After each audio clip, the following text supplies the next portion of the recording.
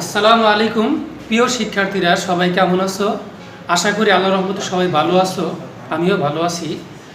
আজকে আমি আলোচনা করব পদার্থবিজ্ঞান নবম দশম অষ্টম অধ্যায় থেকে আলোর প্রতিফলন নিয়ে দ্বিতীয় একটি সৃজনশীল। এখানে দেখতে পাচ্ছ একটি অবতল দর্পণ, প্রধান ফোকাস বক্রতার কেন্দ্র, আর এক্স ওয়াই হলো লক্ষ্য বস্তু। তো এই মেরু থেকে বস্তুর দূরত্ব হচ্ছে 24 সেন্টিমিটার, আর এখানে মেরু থেকে কেন্দ্র পর্যন্ত অর্থাৎ পিসি সমান 16 সেন্টিমিটার। এটা এই মেরু থেকে কেন্দ্র পর্যন্ত হলো ব্যাসার্ধ, অর্থাৎ পিসি সমান 16 সেন্টিমিটার আর ব্যাসার্ধ সমান হবে 16 সেন্টিমিটার। তাহলে ফোকাস দূরত্ব হবে 8 সেন্টিমিটার।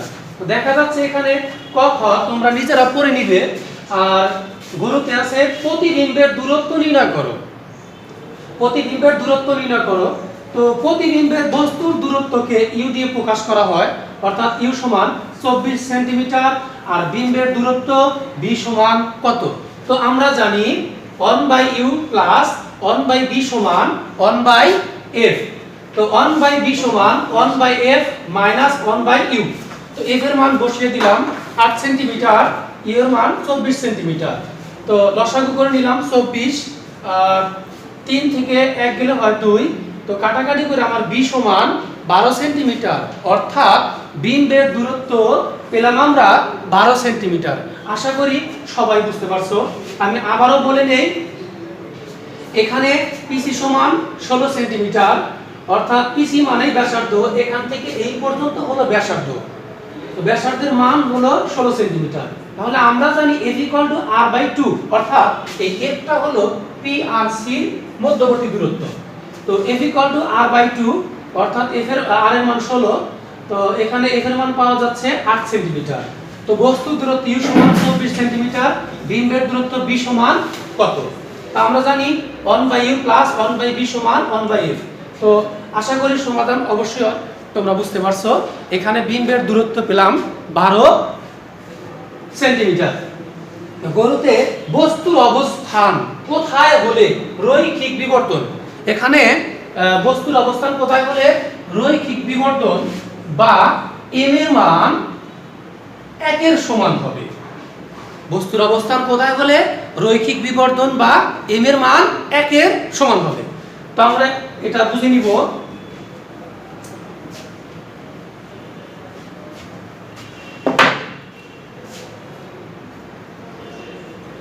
তো বস্তুর অবস্থান m এর মান 1 এর সমান পেতে হলে আমাকে বস্তু রাখতে হবে বক্রতার কেন্দ্রে। m এর মান 1 এর সমান, অর্থাৎ রৈখিক বিবর্তন 1 এর সমান পেতে হলে আমাকে বস্তু রাখতে হবে বক্রতার কেন্দ্রে। তা আমরা জানি m = L/L, অর্থাৎ বিম্বের দৈর্ঘ্য বাই বস্তুর দৈর্ঘ্য।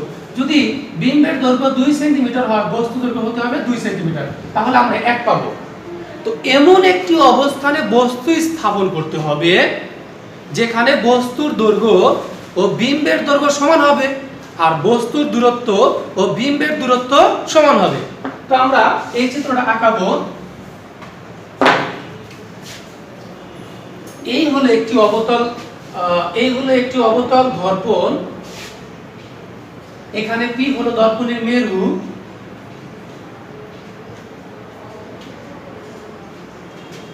তো আমরা আগে বক্রতার কেন্দ্র দিয়ে নিব।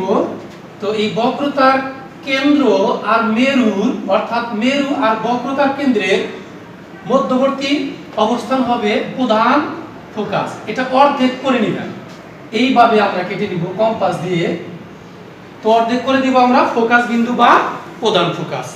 তো বস্তুর অবস্থান কেন্দ্রে হতে হবে। এখানে আমরা কেন্দ্রে বস্তুর অবস্থান করে নিলাম xy।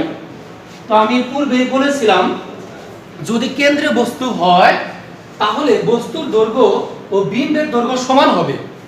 তো এখানে আমরা প্রতিবিম্বের দৈর্ঘ্যটাও আঁকাবো সমান করে। এখানে যতটুকু পাবো ঠিক ততটুকু করে আমরা নিব। এই মাপটা নিয়ে মেরু থেকে আমরা উপরে এবং নিচে কেটে নিব, দুই পাশে সমান করে। আবারও বলে নেই, এই বস্তুর দৈর্ঘ্য যতটুকু, এই মেরু থেকে উপরে এবং নিচে ততটুকু কেটে নিব। আর এখানে দুইটা রশি টেনে দিব এইভাবে টেনে দিব। অর্থাৎ এই প্রধান অক্ষ, এই পি আর সি বরাবর যে রশ্মিটা, এটা হলো প্রধান অক্ষ। এই প্রধান অক্ষের সমান্তরালে আলোক রশ্মি আপতিত হয়ে প্রতিফলনের পর এই প্রধান ফোকাস বরাবর ফিরে আসে। তাহলে আমরা এইখানে মিলিয়ে দিব।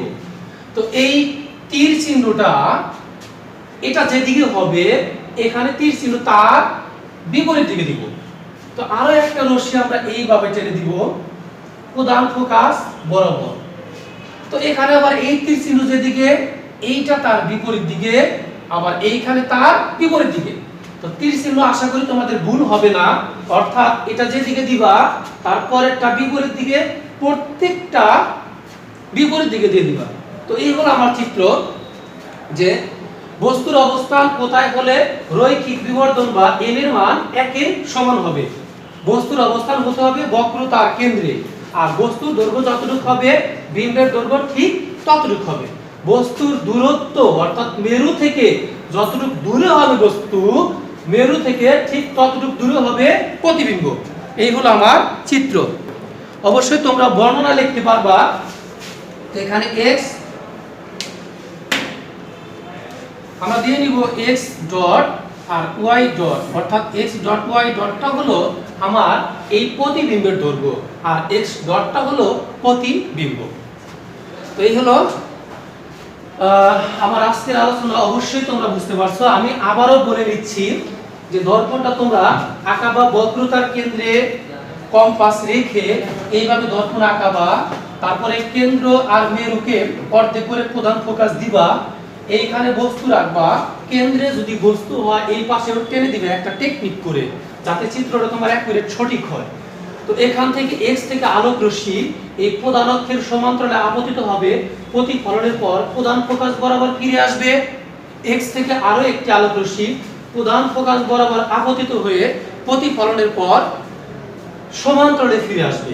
রশ্মিদ্বয় x প্রাইম বিন্দুতে মিলিত হয়, তাহলে x প্রাইমটা হলো প্রতিবিম্ব।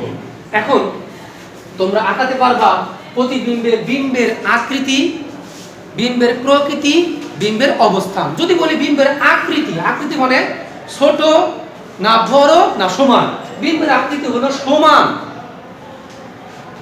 বিম্বের অবস্থান যদি বলি, তাহলে বিম্বের অবস্থান হবে বক্রতার কেন্দ্রে।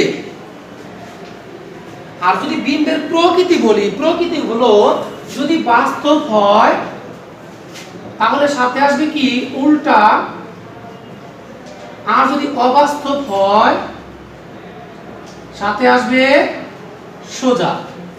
যেহেতু এটা দর্পণের সামনে প্রতিবিম্ব, এজন্য বাস্তব, আর বাস্তব হলে কি হয় উল্টা হয়। এজন্য আমরা বিম্বের প্রকৃতি বলতে পারি বাস্তব ও উল্টা। তো আশা করি ইনশাআল্লাহ সবাই বুঝতে পারছো। নেক্সট আমি আরো কয়েকটি সৃজনশীল আলোচনা করব। সবাই সুস্থ থেকো, ভালো থেকো। আসসালামু আলাইকুম।